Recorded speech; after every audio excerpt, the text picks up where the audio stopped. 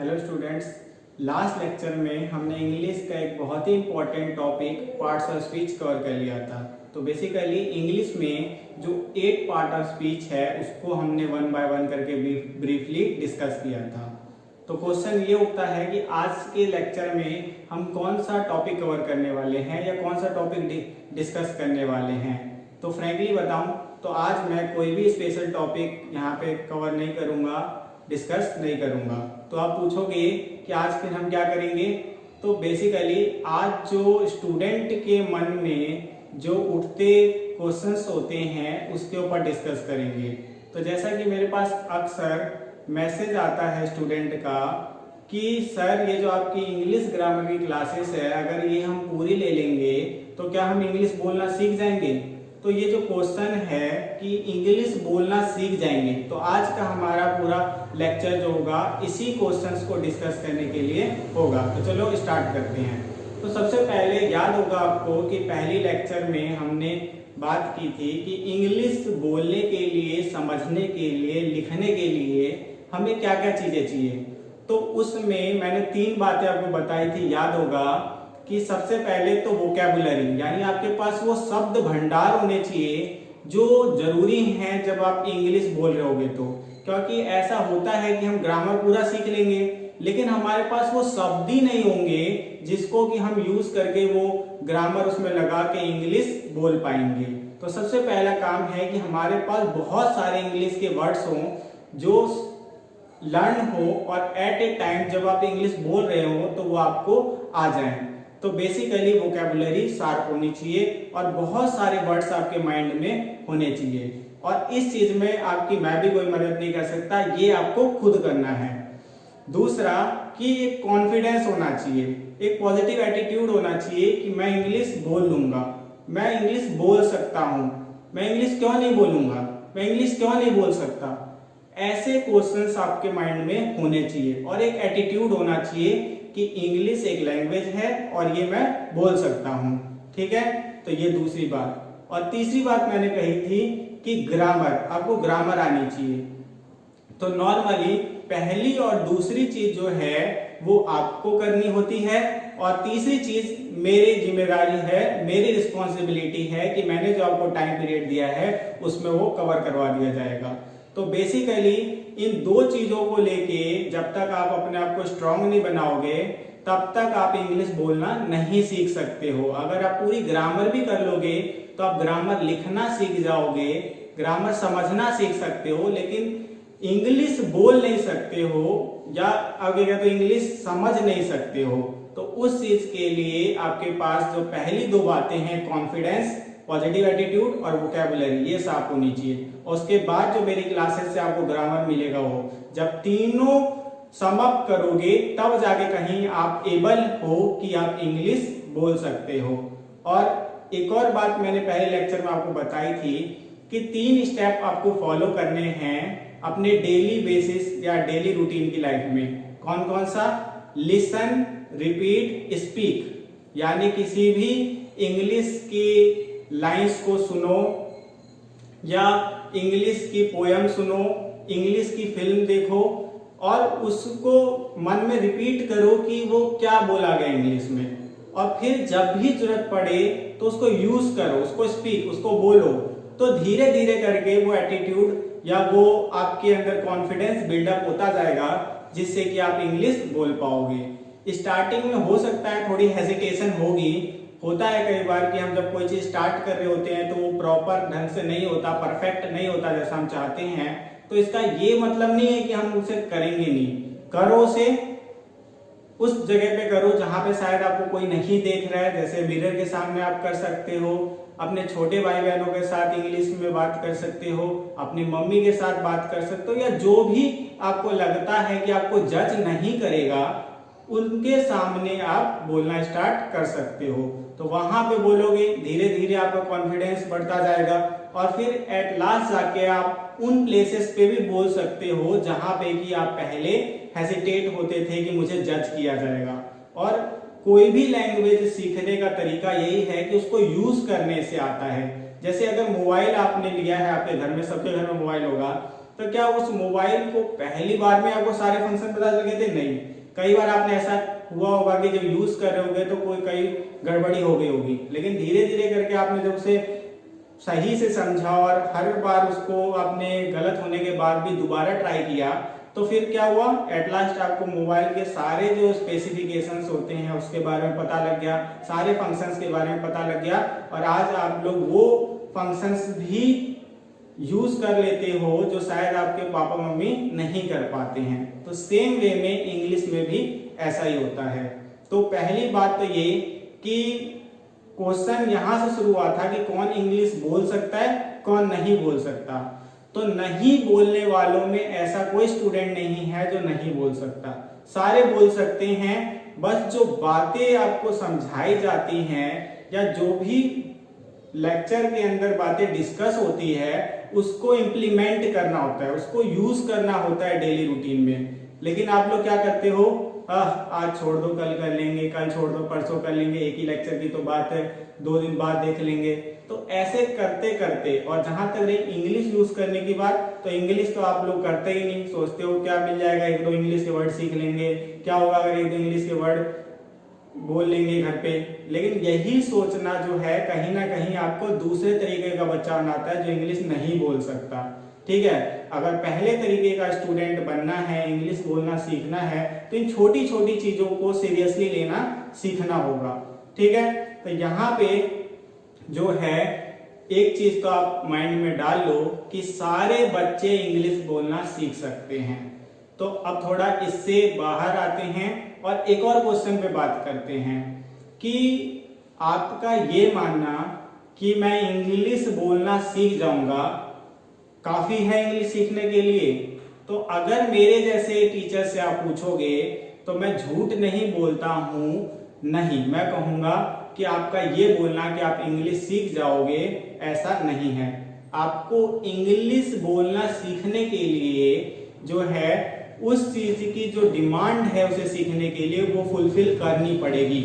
जैसे एक कोट आपको बोलता हूं जो मेरे बहुत, जिनकी मैं रिस्पेक्ट करता हूं, ठीक है, एपीजे अब्दुल कलाम, अगर कान पकड़ के बोलना चाहिए, हमारे फॉर्मर प्रेसिडेंट भी थे। तो उन्होंने एक लाइन कही थी जो यहाँ पे एकदम फिट बैठती है।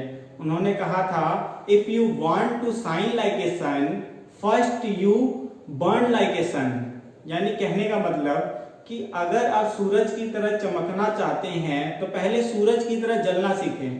तो यहाँ पे बिल्कुल भी जो है आप लोग जलने के बारे में नहीं सोचते हो। जलना मीन्स यहाँ पे नहीं कि आपको जलना है, जलना इन द सेंस कि उतनी मेहनत करनी है अगर आपको उस प्लेस पे जाना है जहां पे आपने सोचा है। तो इंग्लिश अगर सीखनी है तो इंग्लिश को डेली लाइफ में आपको अपने माइंड में लाना ही होगा। और आज की जो लेक्चर है उसके अंदर एक वर्ड मैंने यहां लिखा, स्किल। तो बेसिकली इंग्लिश जो है कोई फॉर्मूले से नहीं चलता है, ना ही इंग्लिश जो है कोई रिटर्न से चलता है। इंग्लिश जो है एक लैंग्वेज है और लैंग्वेज के लिए चाहिए स्किल। और आप पूछोगे कि इस लैंग्वेज की स्किल क्या सीखने की, तो कोई फिक्स्ड स्किल नहीं है, कुछ स्पेशल बातें हैं जो आपको याद रखनी है, वही इसकी स्किल है। एक तो ये कि हम अक्सर क्या करते हैं, जब हमें कोई वर्ड लर्न करना होता है तो हम पहले हिंदी देखते हैं फिर उसकी इंग्लिश लर्न करते हैं, या फिर इंग्लिश देखते हैं और उसकी मीनिंग याद करते हैं। जैसे जियो गो, गो फॉर जाना, PLAY प्ले, प्ले फॉर खेलना, COME कम, कम फॉर आना। तो ये क्या करता है कि कहीं ना कहीं हमारे माइंड में हिंदी पहले भरता है और फिर इंग्लिश भरता है। और होता क्या है कि जब हम बात करते हैं तो या नॉर्मली आपस में कन्वर्सेशन चल रही होती है तो उस समय पे हमारे पास पहले हिंदी का वर्ड माइंड में आता है, फिर उसको ट्रांसलेट करते हैं हम लोग इंग्लिश में और तब जाके हम बोलते हैं। और इतनी देर के अंदर वो माइंड में इतना ज्यादा ब्लेंड हो जाता है कि हम सही इंग्लिश या कहते हैं ना करेक्ट इंग्लिश बोल ही नहीं पाते हैं। तो बेटर क्या है, बेटर ये है कि हम हिंदी को छोड़ के डायरेक्ट इंग्लिश में चीजों को लर्न रखें। तो कैसा रहेगा, जैसे एग्जांपल के लिए कि APPLE एप्पल, एप्पल मीन्स सेब, हमें ये सिखाया जाता है। तो लेकिन अगर हम ऐसे देखें कि मैं एक माइंड मैप बना लूं कि सेब लाल रंग का होता है, ठीक है, तो सेब ना बोल के एप्पल लाल रंग का होता है, और जब भी यूज करना होगा तो माइंड में सेब ना लाऊं, सीधा एप्पल लाऊं, तो फिर क्या होगा कि वो इंग्लिश बोलने में हमारी काफी हेल्प कर देगा, क्योंकि डायरेक्ट हमें इंग्लिश ही हमारे माइंड में आएगी। तो वो जो टाइम ड्यूरेशन होता है कि पहले माइंड में आपको उस वर्ड को लाना और स्पीक करना, वो फास्ट हो जाएगा, क्योंकि पहले हम माइंड में हिंदी लाते, फिर इंग्लिश लाते, फिर स्पीक करते, तो उसमें ब्लेंडिंग होती और हम इंग्लिश नहीं बोल पाते। तो बेटर क्या है कि इंग्लिश ही लाएं और इंग्लिश ही बोलें। तो अब से जितने भी वर्ड्स आप लोग लर्न करोगे तो कोशिश करो कि डायरेक्ट इंग्लिश में ही लर्न रहे। और ऐसा आपने देखा भी है कि कई सारे वर्ड तो हमें इंग्लिश में ही याद रहते हैं। जैसे मैंने पहली क्लास में आपको एग्जाम्पल दिया था क्रिकेट ग्राउंड का, तो उसमें मैंने मैक्सिमम वर्ड इंग्लिश ही बोले थे और आप भी इंग्लिश ही बोलते हो। तो इसी ढंग से जब उन वर्डों की आप हिंदी नहीं जानते हो, डायरेक्ट इंग्लिश जानते हो, तो अब से जो नॉर्मल वर्ड भी आप लर्न करोगे उसे भी आप हिंदी में मत करो, direct English to English learn करो। तो इससे क्या होगा कि आपकी जो इंग्लिश अंडरस्टैंडिंग है और इंग्लिश स्पीकिंग है उसके लिए हेल्प मिल जाएगी। तो आपके माइंड में सिर्फ इंग्लिश वर्ड्स रहेंगे और जब भी उसको यूज करना होगा तो आप डायरेक्ट बिना हिंदी में सोचे उसे इंग्लिश में ही यूज कर रहे होंगे, ठीक है। और किसी भी लैंग्वेज को सीखने का ये सबसे बेस्ट है कि उस लैंग्वेज को किसी अपनी लैंग्वेज में ना ट्रांसलेट करके उसी लैंग्वेज में डायरेक्ट समझने की कोशिश करें, तो फिर इंग्लिश भी आसान हो जाएगी और आसानी से आप लोग इंग्लिश बोल पाओगे। अब अगली बात आती है कि हम लोगों ने सारी चीजें यूज कर ली। आपने कहा कि इंग्लिश में वर्ड लर्न होने चाहिए, हमने इंग्लिश में वर्ड भी लर्न कर लेंगे। हमने अपने अंदर पॉजिटिव एटीट्यूड भी ले आए कि हमें इंग्लिश सीखनी है, लेकिन क्या उसके बाद भी हम सीख जाएंगे इंग्लिश? नहीं। अब यहाँ पे एक और बात जो आपको याद रखनी है कि कोई भी चीज जो है अगर हमें सीखनी है, सिर्फ इंग्लिश की ही बात नहीं कर रहा, तो उसकी डेली प्रैक्टिस जरूरी होती है, यानी रोज का अभ्यास जरूरी है। तो वैसे ही इंग्लिश भी अगर आपको स्पीकिंग सीखनी है तो आपको इसे डेली यूज करना ही होगा। ये नहीं कि आज आपने यूज किया, आज लेक्चर आपने सुना, दिमाग में चढ़ गया, आज बहुत मेहनत की और कल छोड़ दिया, ठीक है। तो इससे होगा क्या कि आपकी डेली प्रैक्टिस जो है वो डिसकंटिन्यू होगी, और एक बार डिसकंटिन्यू होगी तो आप वो दिन पीछे चले जाओगे, और फिर ऐसे करके आप पीछे ही पीछे जाते हुए एक टाइम आएगा जब आपको इंटरेस्ट लूज हो जाएगा और आप कहोगे मैं नहीं सीख सकता। तो बेटर है कि अभी का समय जो है पूरा लॉकडाउन का समय है, कोई भी काम नहीं है आपको, बेसिकली छोटे मोटे काम घर पे दिए जाते हैं, लेकिन मेजॉरिटी टाइम जो है आपके पास वो फ्री है। तो आपके पास बेस्ट टाइम है कि आप इंग्लिश सीख सकते हो। अगर इस टाइम में भी आप लोग नहीं सीख पाए तो फिर आगे जब आपके इंस्टीट्यूशन क्लासेस स्टार्ट हो जाएगी, स्कूल स्टार्ट हो जाएंगे, तब आपके पास नहीं रहेगा इतना टाइम कि आप लोग सीख पाओगे। तो बेटर है इस टाइम को यूटिलाइज करो, ठीक है, और डेली बेसिस पे इंग्लिश की प्रैक्टिस करो, और जो भी ग्रामर आपको यहाँ से करवाई जा रही है उसको घर पे रिवाइज करो, उसको यूज में लाओ, अपनी तरफ से वोकैबुलरी वर्ड बैंक अपना बढ़ाओ, कॉन्फिडेंस बिल्डअप करो, ठीक है। और अपने से पहले छोटों के सामने, ऐसे लोगों के सामने जिनको इंग्लिश कम आती है, बोल के अपना कॉन्फिडेंस बढ़ाओ, फिर धीरे धीरे वहां से बाहर निकलो और जहां पे जरूरत है वहां पे बोलने की कोशिश करो। हो सकता है पहली बार में आप गलत बोलोगे, दूसरी बार में गलत बोलोगे, लेकिन एक टाइम ऐसा भी आएगा जहां पे कि आप सही इंग्लिश बोल रहे होगे, ठीक है। तो आपका काम यही है कि डेली इसको सीरियसली लो और डेली बेसिस पे इसकी प्रैक्टिस करो। तो आप लोगों के लिए आज कुछ स्पेशल वर्ड्स लाया था जो एक स्टूडेंट लाइफ में बहुत इंपॉर्टेंट है, तो उसको भी डिस्कस कर लेते हैं। तो जैसे एक स्टूडेंट है, तो स्टूडेंट के पास क्या चीज होनी चाहिए कि वो लाइफ में कभी भी फेल ना हो, यानी लाइफ का कोई भी एग्जाम हो तो वो उसमें पास होगा। तो उसके लिए कुछ स्पेशल वर्ड्स हैं, आप इसे वोकैबुलरी बढ़ाने के लिए भी यूज में ला सकते हैं। तो इसे समझते हैं। तो जैसे एक स्टूडेंट को सबसे पहले लॉयल होना चाहिए। लॉयल क्या होता है? तो लॉयल का मतलब होता है वफादार। वफादार। अब पूछोगे कि वफादार क्यों होना चाहिए, तो बेसिकली ये वफादारी किससे पता है, अपने आप से। कहने का मतलब ये है कि आप हर इंसान से झूठ बोल सकते हो, ठीक है। अब आपको कितना ही कोई क्या बोल लेगा, जैसे एग्जाम्पल के लिए कि अभी लॉकडाउन चल रहा है, तो आप में से बहुत से बच्चे ऐसे होंगे जो ये लेक्चर जो है स्किप कर रहे हैं, या बेसिकली वो थोड़ा बहुत देख रहे हैं या पूरा भी देख रहे हैं, तो इसको नोट डाउन नहीं कर रहे या नॉर्मली इसको यूज नहीं कर रहे हैं या इसको घर पे लर्न नहीं कर रहे हैं। तो घर वाले कई बार आपको टोकते होंगे कि क्यों नहीं कर रहे हो पढ़ाई, तो आपके पास अभी कितना आगे अच्छा समय है, आप सीधा बोल दोगे वीडियो में समझ नहीं आती, या ऑडियो क्लियर नहीं है, या वीडियो क्लियर नहीं आ रही है, या नेटवर्क प्रॉब्लम है, या हमारे पास नोटबुक नहीं है, या हमारे पास वो स्टेशनरी आइटम नहीं है जैसे सीखने के लिए चाहिए। तो ये सारी चीज करने का घर वाले आपको क्या ही बोलेंगे, यही कहेंगे चलो कोई बात नहीं जितना हो रहा है करो। तो इस समय पे आपने सबसे झूठ बोला, ठीक है। लेकिन ये जो लॉयलिटी की बात की गई है, वफादारी की बात की गई है, ये क्या है, कम से कम अपने आप से झूठ मत बोलो। क्योंकि आपको ये बात पता है कि अगर आपने डिसाइड कर लिया है कि मुझे इंग्लिश सीखना है, तो आप किसी भी ढंग से सीखोगे ही। आपके पास पूरी लेक्चर वीडियो पहुंचेगी भी, आप उसे पूरी देख भी लोगे, खुद के मोबाइल में नहीं तो किसी आपके नेबर के मोबाइल में, या घर में भी 2-3 मोबाइल होती है, किसी और मोबाइल में अगर आप चाहोगे तो आपके पास स्टेशनरी आइटम्स भी आ जाते हैं, ठीक है। यानी सारी चीजें हो सकती है, लेकिन खुद से वफादार रहोगे तब। क्योंकि घर वालों को तो आप आसानी से कह दोगे, घर वाले भी क्या कहेंगे अभी के समय में, तो यही कहेंगे कोई बात नहीं बेटा, कोई बात नहीं बेटी, आराम से आप लोग जो भी हो रहा है उतना ही करो। लेकिन इससे इंग्लिश सीखना नहीं हो पाएगा। इंग्लिश सीखने के लिए है कि वो डेडिकेशन होना चाहिए आपके पास, वो लॉयलिटी होनी चाहिए आपके पास कि मुझे सीखना है, और वो अपने आप से होनी चाहिए कि अगर मैं झूठ बोलूंगा, या मैं लेक्चर पूरा नहीं देखूंगा, या वीडियो में पूरी नहीं देखूंगा, होमवर्क नहीं करूंगा, इसको यूज नहीं करूंगा, तो मैं इंग्लिश नहीं सीखूंगा। अब इसके लिए आपको कोई बोले और तब करो, ऐसा नहीं।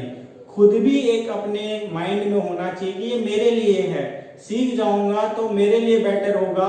क्योंकि मैं देख रहा हूं कि डे टू डे लाइफ में इंग्लिश काफी स्पीड से हमारे कल्चर में एंटर होता जा रहा है।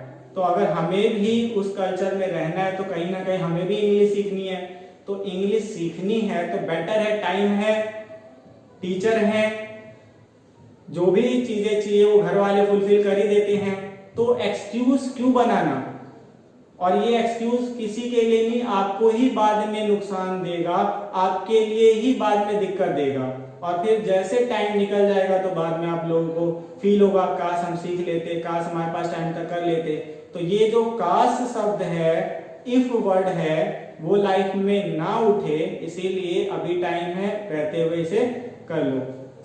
तो लॉयल समझ आ गया, खुद से लॉयल रहना कि मैं जो हूं ईमानदारी से, वफादारी से अपने मेहनत के प्रति वफादार रहूंगा, मेहनत करूंगा और सीखने की कोशिश करूंगा। दूसरा कंसंट्रेशन। अक्सर क्या होता है कि हम कुछ देर पढ़ते हैं, फिर हमारा मन होने लग जाता है नहीं अब हमें टिकटॉक बना लेना चाहिए, या टिकटॉक वीडियोस देख लेनी चाहिए, या खेल लेना चाहिए, या थोड़ी देर सो लेना चाहिए, या थोड़ी देर टीवी देख लेना चाहिए। तो बेसिकली हमारे सराउंड में बहुत सारी चीजें होती रहती है और हमारा मन डाइवर्ट करती है, ठीक है। और वही चीज होती है जो हमें हमारे गोल से सेपरेट कर देती है, अलग कर देती है। तो अगर हमें अपने लक्ष्य तक पहुंचना है किसी भी फील्ड में, तो कंसंट्रेशन एक ऐसा चीज है जो होना जरूरी है, यानी एकाग्रता, यानी किसी भी चीज को करने के लिए एक फोकस कि वो मुझे करना है, बाकी चीजें मुझे नहीं देखनी है। तो वैसे ही दिन में 3 घंटे पढ़ो, 4 घंटे पढ़ो, लेकिन जितनी देर पढ़ोगे, कंसंट्रेट होके पढ़ोगे, कंसंट्रेट होके लेक्चर देखोगे, तो अपने आप ही उस लेक्चर के अंदर या उस वो जो चीज आप लर्न कर रहे होगे वो आ जाएगी आपको। तो कंसंट्रेशन जरूरी है। ऐसे ही पैशन। पैशन क्या होता है कि जज्बा, कोई चीज करने का पैशन। तो आपको ये पहले तो सोचना है कि इंग्लिश कोई भी हार्ड लैंग्वेज नहीं है, सिंपल है, एक लैंग्वेज है। हिंदी सीख गए, इंग्लिश भी सीख जाएंगे।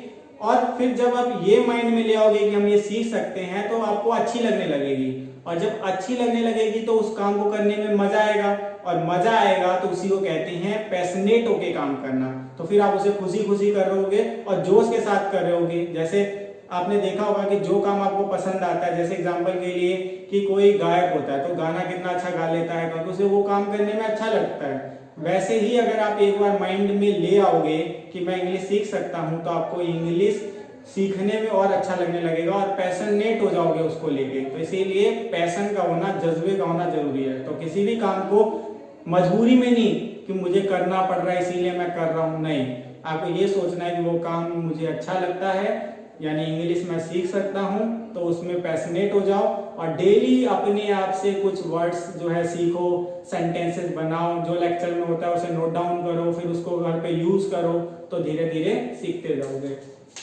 नेक्स्ट है डेडिकेशन। अब डेडिकेशन मतलब क्या होता है? समर्पण कह सकते हो, यानी किसी काम को करने के लिए आप उस पे समर्पित हो जाओ। जैसे एग्जांपल के लिए अगर मैं एक छोटा सा एग्जांपल दे रहा हूं, मैं गड्ढा खोद रहा हूं, ठीक है, मैं कोई होल डिग कर रहा हूं, तो अब उस होल को डिग करते हुए मेरे को ये याद नहीं रखना है कि मैं गड्ढा खोद रहा हूं, मेरे को ऐसा कुछ कर लेना है कि मैं खुद गड्ढा खोद रहा हूं, ऐसा मुझे लग रहा हूं, मैं उसमें खो जाऊं। मतलब मेरे को ऐसा नहीं याद रहे कि मेरे को जो है इस समय पे कोई और काम करना है, यानी इतना डेडिकेटेड हो जाऊं उस काम को लेके कि मुझे दुनिया ही ना दिखाई दे, तो उसी को कहते हैं समर्पित होना। यानी एकदम कहते हैं ना कि ऑनेस्टली किसी भी वर्क को लेके डेडिकेट होना। तो इसका मतलब ये होता है कि उस काम के प्रति पूरी तरीके से, पूर्ण रूप से समर्पित होना, तब जाके आप लोग इंग्लिश सीख पाओगे। करेक्ट। नेक्स्ट है हार्ड वर्क। तो ये तो अल्टीमेट वर्ड है। जब तक आप लोग मेहनत नहीं करोगे, टाइम नहीं दोगे, तो मैं कितने ही लेक्चर बना लूं, कितना ही यहां से बोल लूं, कितना ही समझा लूं, इंग्लिश नहीं सीख पाओगे। तो हार्ड वर्क का होना जरूरी है आपके लिए, कठिन परिश्रम। नेक्स्ट है हंगर। ये वो हंगर नहीं है कि खाना खाने की भूख, ये हंगर है सीखने की, यानी अंदर से एक आग होनी चाहिए, भूख होनी चाहिए कि मुझे सीखना है, मुझे इंग्लिश सीख के ही रहना है। और इसी के साथ आप इसमें word loyal, honesty, hard work सब मिला दो, इन सब को लेके कि मुझे भूख है और मैं इंग्लिश सीख जाऊंगा। ठीक है। लीडर, अब ये बहुत अच्छा शब्द है। देखो, दो तरीके के लोग होते हैं, एक होते हैं लीडर्स, एक होते हैं फॉलोअर्स। फॉलोअर्स अनुयायी और लीडर नेता कह सकते हो या अग्रणी, जो हमेशा आगे रहते हैं। तो आपको खुद डिसाइड करना है कि लाइफ में फॉलोअर बनोगे कि लीडर बनोगे। अब फॉलोअर बनोगे तो हमेशा जो दूसरे कहेंगे उसे सुनोगे, गलत नहीं है, लेकिन जब आप इतनी मेहनत करोगे ही तो क्यों ना आप ऐसी मेहनत करो कि आप लीडर बनो। और लीडर वो होते हैं जिनकी बातें और लोग सुनते हैं और वो फ्रंट से, सामने से उन लोगों को, या कहते हैं कि जो भी उनके आसपास होते हैं उनको लीड करते हैं। ठीक है। और उनकी बातों को सुना जाता है। और फॉलोअर्स जो होते हैं बेसिकली वो सुनते हैं और वो पीछा करते हैं, हमेशा कभी भी आगे नहीं आते। तो आप में से मेजॉरिटी जो है, आपको नहीं पता चल रहा, आप लोग जिस ढंग से जा रहे हो उस ढंग से आप लोग फॉलोअर बनोगे और हमेशा पीछे ही रहोगे। आज इंस्टाग्राम फॉलो कर रहे हो, फेसबुक पे हो, नॉर्मली ट्विटर पे हो, तो ये फॉलो ही कर रहे हो आप लोग। तो बेटर होगा कि थोड़ा सा अब आपके पास वो टाइम है सोचने का, सोचो और मेहनत कर ही रहे हो तो उस डायरेक्शन में जाओ जहां से आप लीडर बनोगे। और उसे बनने के लिए अपने अंदर वो डेडिकेशन लाओ, अपने अंदर वो कॉन्फिडेंस लाओ कि मैं लीडर बनूंगा, मैं इंग्लिश बोलना सीखूंगा, मैं लोगों को सिखाऊंगा। ठीक है। और इंग्लिश जो है वो ऐसा नहीं है मेरे लिए कि जो मुझे दिक्कत देगा, बस ये वर्ड माइंड में डालते रहो। अब लर्नर, सबसे पहले तो आप में से कई लोगों की प्रॉब्लम ये है कि जब भी कोई चीज़ हम सीखने जाते हैं तो आप लोगों को लगता है ये तो मुझे आती है, मुझे सीखने की जरूरत ही नहीं है। या फिर कोई ऐसा इंसान जो आपको लगता है कि आपसे कम पढ़ा है या आपसे छोटा है, अगर वो आपको कोई बात बोल भी रहा होता है तो आप सोचते हो ये मुझे क्या सिखा लेगा, इसे क्या ही आता होगा, इससे तो ज़्यादा मुझे ही आता है। गलत। एक स्टूडेंट लाइफ जो है वो हमेशा लर्नर लाइफ होती है। अब लर्नर लाइफ क्या होती है, तो सीखने वाली उम्र। तो इसके अंदर जो भी चीज जहां से भी सीखने को मिलती है वो सीखनी चाहिए। तो एग्जाम्पल के लिए कि अगर आपको एक बार में लेक्चर समझ नहीं आया, दोबारा देखो, नहीं आया, आप मैसेज करके, कॉल करके, नॉर्मली जो भी आपके पास आइटम्स है, इक्विपमेंट्स है, उसको यूज करके आप लोगों को सीखना है। ठीक है, लेकिन सीखते रहना है, ये नहीं कि आज सीख लिया कल छोड़ दो, परसों सीख लिया। तो लर्नर बनना है और कहीं से कोई भी कुछ भी आपको सिखाता है और आपको लगे वो सही चीज है तो उसे सीख लेनी चाहिए। फिर क्या बड़ा क्या छोटा, कहां से सीखा, ये क्वेश्चन नहीं उठाना चाहिए। अगला है ऑप्टिमिस्टिक। ऑप्टिमिस्टिक मतलब आशावादी। आशावादी किसे कहते हैं, तो जो हमेशा ये उम्मीद लगाता हो कि हो जाएगा, ये नहीं कि मेरे से नहीं हो पाएगा, मैं नहीं कर पाऊंगा, इसे कहते हैं पेसिमिस्टिक। तो आपको बनना है ऑप्टिमिस्टिक। हमेशा एक अपने अंदर एटीट्यूड बिल्ड करो कि कोई भी काम करने जाओ तो ये हो जाएगा। अगर नेगेटिव थॉट लाओगे मन में कि नहीं होगा तो सच में नहीं होगा। तो हमेशा स्टार्टिंग करो कि ये मैं कर लूंगा, ऑप्टिमिस्टिक नेचर से।